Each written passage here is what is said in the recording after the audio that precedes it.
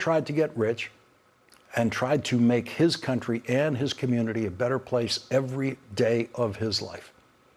And on October 8th of last year, David emailed, "Today, I will be protesting in a march in Lexington, Massachusetts.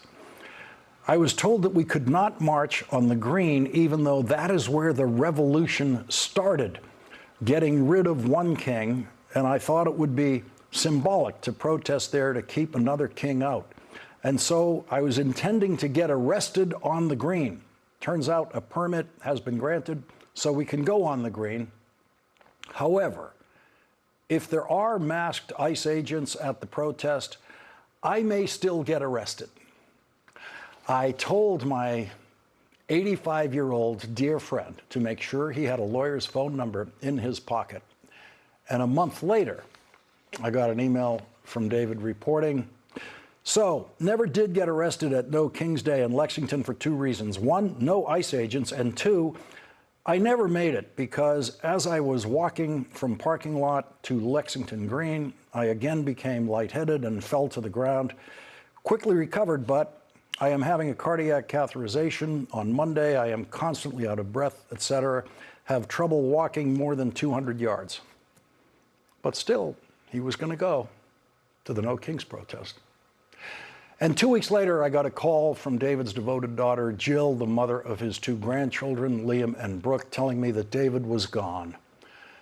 And on Saturday, I felt David's presence again in every white-haired protester who left their homes to rise up against Donald Trump. I thought of everything these crusaders have lived through. They were born into World War II, and they became a part of the first successful mass protest against an American war, the Vietnam War. It took years, but their protest succeeded in ending that war years earlier than it would have ended. They saved lives with that protest. Many of them had already risked their lives in the 1960s in southern states protesting and trying to help black people register to vote. They thought they had finished protesting war after Vietnam. It was hard to believe that mistakes like that could ever be made again, but in the 21st century, they came out again to protest the forever wars started by Republican President George W. Bush in Iraq and Afghanistan. And when each era of protest was over for them, they had a right to think that they had attended their last protest. They had a right to think that America was going in the right direction. They had a right to think that their only obligation now was to vote. They earned that. But then came Donald Trump. And on Saturday, Americans of all ages, from children to people in their 90s, came out to protest something America has never protested before. They were protesting a person. That had never happened before.